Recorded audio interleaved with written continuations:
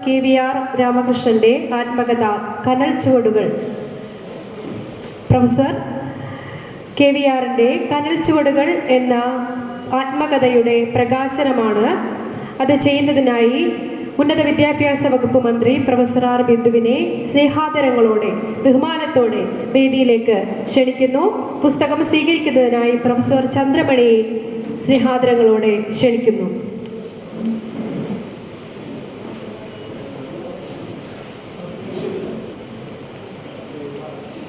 മാഷിന്റെ ആത്മകഥ കനൽ ചുവടുകൾ.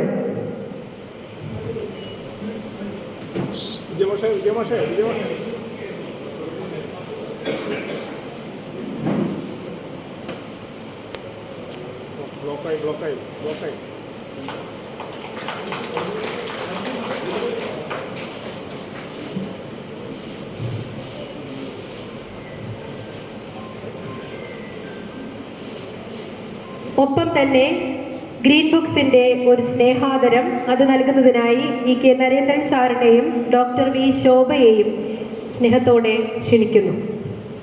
ഗ്രീൻ ബുക്സിൻ്റെ സ്നേഹാദരം.